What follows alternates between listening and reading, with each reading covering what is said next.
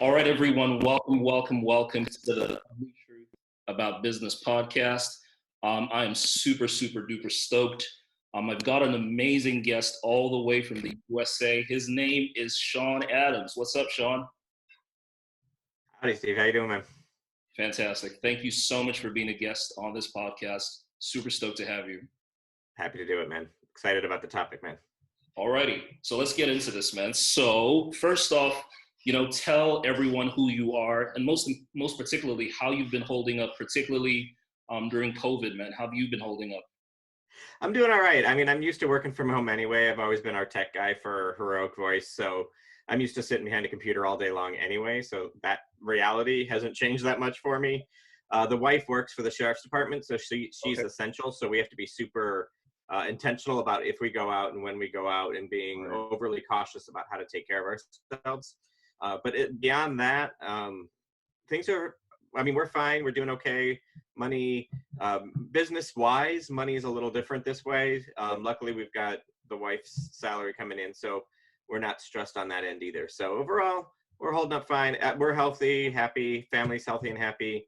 Most of our friends are healthy and happy. The few that have been sick have recovered. So that's good. We're actually doing well. That's really good to hear. Super stoked to hear. Thanks for asking. So as you know, the world has totally flipped on its head. A lot of people just pretty much are finding this incredibly difficult. So what would you say, to encourage folk out there to just keep on going? Because as we know, COVID is just all over the place and most people aren't dealing very well. Depression, anxiety. In your opinion, what should we say to encourage people in these times? I look at it as more of an opportunity than a crisis, especially for our business. We basically said, all right, you know what? This is what the reality is. We're going to spend this time, this month, this 2 month, whatever time period it is, building up a lot of reputation and support. We take an approach that in every conversation you're going to have, every interaction you're going to have, you're either going after money, support, or reputation.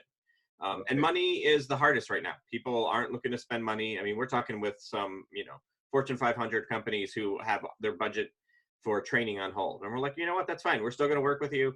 So if we can build that reputation, letting people know who we are, what we do, understanding that we're really good at what we do, and then support, finding folks like you and other people that we just get to chat, have a chance to have a conversation with, learn from, and let people know, like, hey, like Steve's got this great podcast, Sean's got this great program where we can help people learn to communicate. Like that connection, that support, building partners really makes a difference. And so not stressing about the bottom line, but understanding that people want to learn and people want to connect with people. And when you do that really effectively, this is a really great time for building off that.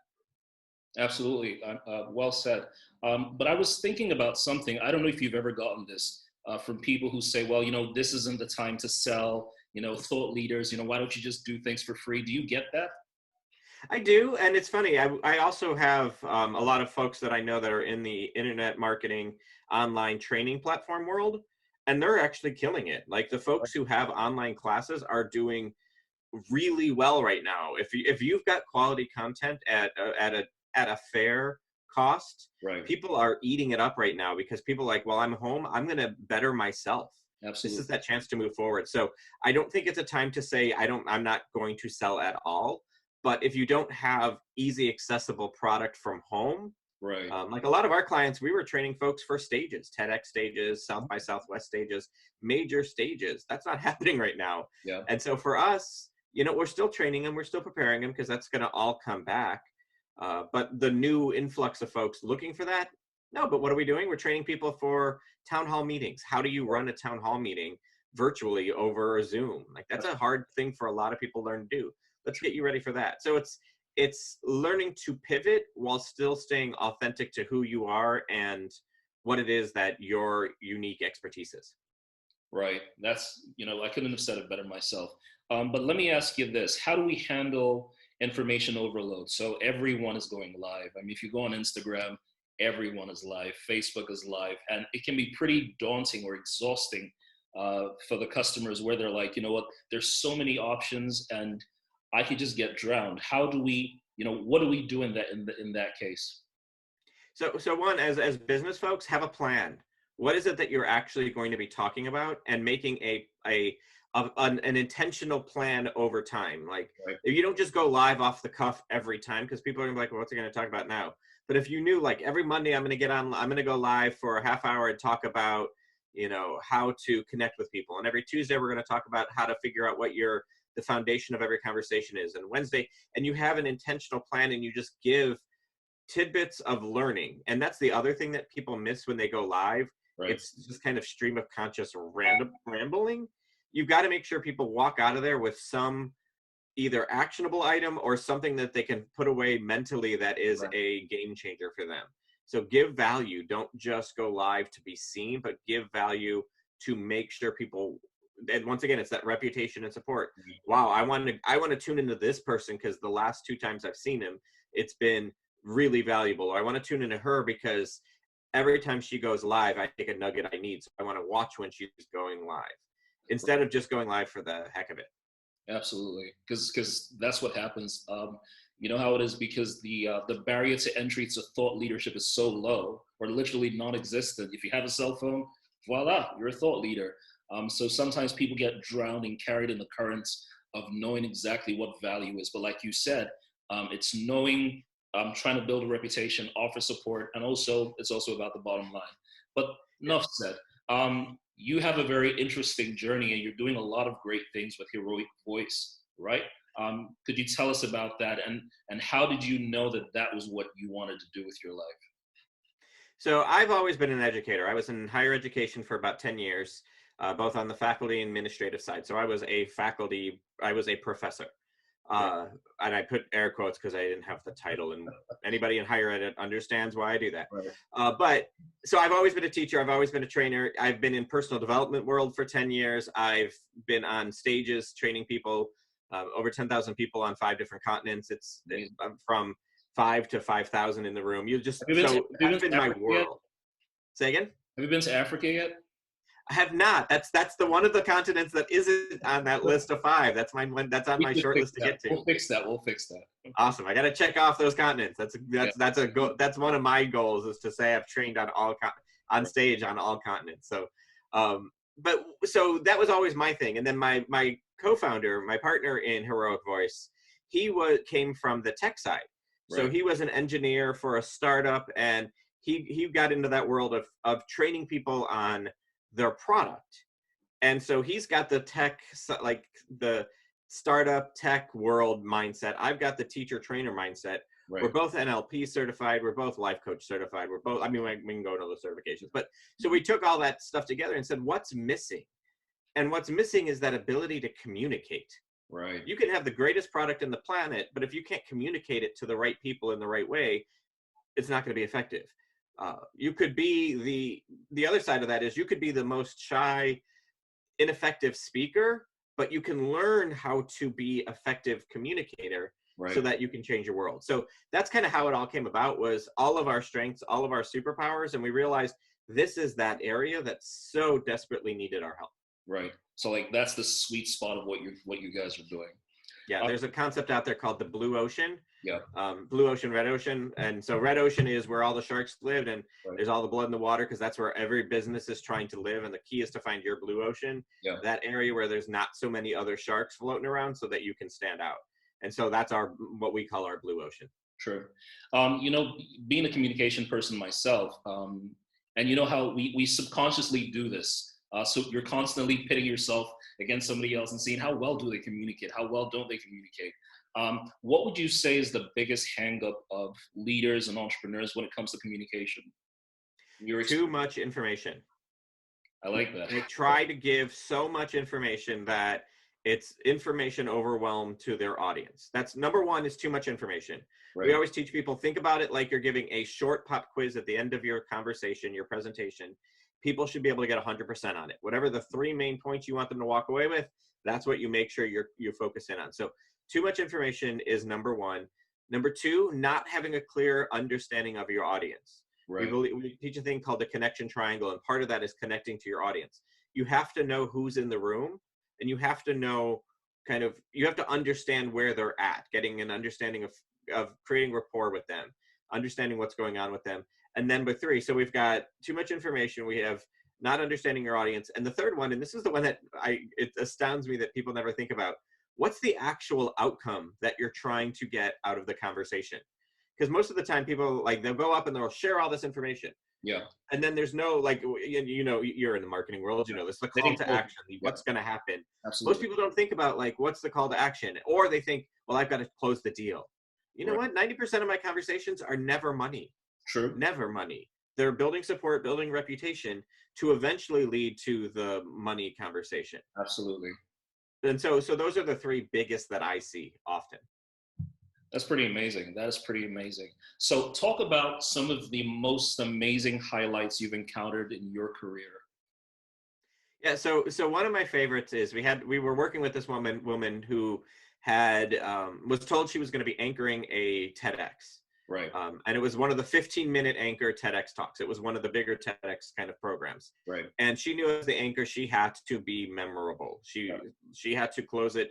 Her reputation was like the entire TEDx was really going to ride on how well she delivered. So she worked with us, and we call it getting in the gym, our practice. Right. Practicing we call them conversations. If you haven't noticed, I don't like the P word of presentation, because conversation means it's a two-way conversation that you're interacting with the audience. Yeah. Presentation means you just talk at them and talking. Absolutely. So she got in the gym and she worked at it, and she worked really hard and she nailed it. And she's over 4.5 million views on YouTube now. Whoa. But what came from that is then she got booked to be anchoring South by Southwest, which is a massive pretty amazing conference. And so she went from a local TEDx to South by Southwest because of the reputation she got for how well she delivered her presentation, her conversation. And so to me, that's a huge piece of it. That was a victory to us. Wasn't how well her business accelerated from that. Right. That was great, and she's doing really well. But it was because it now made her the premier expert. Now every major conference is going after her because she worked hard for that one conversation. That's amazing. Let me just quickly ask you, why aren't most communicators memorable? I'm asking for a friend. I'm asking for a friend. Yeah, that's great. So the first one is that they don't bother connecting to their audience. Right. They don't create that rapport. They don't create connection. And when we talk connection isn't just intellectual. It's got to be coming from the heart as well. So you've got to connect with your audience intellectually and emotionally. So it might be sharing story, understanding where they're at, helping them realize, I know you asked about COVID. It's a great opening way to rapport with your audience who's watching this, because everyone's dealing with COVID. So that's a really great opening question. Thank you. Because now your audience is like, you know what, I'm dealing with this too. Yeah. I want to listen more because you're dealing with problems I'm dealing with. Your entire podcast is about that. But then you can tell a really touching story about I'm always let people know that my friends and family are safe, because that's always the question in back of people's minds. But now emotionally, they're like, oh, good, he cares about his family. Right. Now I'm emotionally connected to your audience. So that's the first piece, is that they don't take the time to connect to the audience. The second side of it, and we talked about this a little bit, is connecting with your message. Right. A lot of times people aren't clear what the message is. They don't know what they want to actually say. That's the let's go live and ramble. Oh. You want to be to the point and clear and concise, because it helps you be seen as an expert. So people oh, this guy intellectually gets it. And then we always have people participate. So we're always asking questions. Yeah. This is why I love getting on podcasts, because I get to interact with you. It's not just me talking. It's you asking questions, and we're feeding off each other. And the planned questions may not be the questions we talk about because we went in a direction that way. Yes. But that means we're interacting and we're connected, and the message is going to be better. Right. And then your understanding, or your audience understands what I'm talking about, is connecting the audience to the message. Those are the three keys. And that's why most people aren't effective communicators. They're not thinking about the audience. They're not really doing what they need to be experts at connecting to their message. And the one everyone forgets about is that the audience actually has to relate to the message. Absolutely. So you got to bring them in through engagement and things like that as well. Fantastic. Absolutely fantastic. Right. Another thing that I was thinking about, the title of the podcast is The Ugly Truth About Business. So I was trying to figure out from you, are there any ugly truths that you found out, running your business that no one ever told you from the get-go? Care to share? Sure. A couple that pop into my head. One, for the amount of time you think it's going to take to get to be profitable and like pay your bills and be the double it. Right. 2, for the amount of money you think it's going to cost to get to the point where you want to be, double it. Right. And 3, and this is the one, it's fascinating me, people rush to build their team. Word. And the one team member that they usually fail to bring in, which is the single most important team member to bring in, is the salesperson. Absolutely. They're going to bring in their coaches and their marketing team and their social media expert and the person who's going to build their website and all of those, but they never have the person who's literally out there bringing in money. Right. You've got to, and if anybody wants to be an entrepreneur and wants to start their own business, and I think you should, if you've got the gumption for it, because it's a hard road. It's a rough slug. It's not. We always joke about the 10 years to become an overnight success. Absolutely. Like you've got to put in the time, the energy, and effort. And if you can't take rejection, don't get into being an entrepreneur. But you've got to learn to be able to sell. You have to do the sales conversations, and you have to learn to be able to do it, because that is the thing that makes business successful. You could have the greatest product, you could have the greatest organization, you could have the greatest team. If no one's selling, your business will not survive. So know who's going to be in charge of that piece and make sure they're good at it. Let me just jump on something that you said, because I'm thinking about a lot of entrepreneurs here in Nigeria. And for us, many times the hardest part is breaking the ice. Mm-hmm. So as an expert communicator that you are, what would you say is a very easy way to just, break the ice so that you can segue into that sales conversation as it is? Yeah, when we teach people how to kind of introduce them to folks, part of the reason that they struggle is they think they have to try to close the deal in that first conversation. Right. One of the most important lessons I've learned from my copywriting mentors is the first line of copy has one purpose and only one purpose. And people, when I ask that, I ask people like, so what's that one purpose? And I'll hear like, get their attention. Right. Or be in fairness, that's what I was going to say. Attention. And that's fair. And I'm glad you went there, because that's where most people go. Right. Here's the ugly truth of copywriting. The entire purpose of the first sentence is to get them to read the second sentence. Wow. That's it. That's it. It's not supposed to sell your company. It's not supposed to make them fall in love with you. It's supposed to get them to read the second sentence. So when you're in a conversation with somebody for that first time, mm-hmm. the entire purpose of that first conversation is to get a second conversation. Absolutely. It's not to get them to be your client. It's not to close a deal. It's not to get them to refer you to the $1 million contract. It's to get to a second conversation. Right. And the best way to do that is in that first conversation, people talk about what the product is or how great it is. And they don't know. People want to know the answer to 3 questions. Where are you going? What do you stand for? And can I count on you? Right. So the first one about where are you going is about your vision.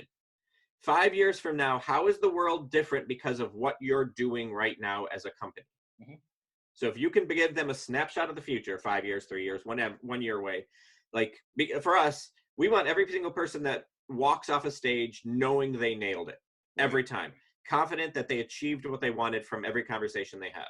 That's our goal for the entire planet. That's why we do what we do.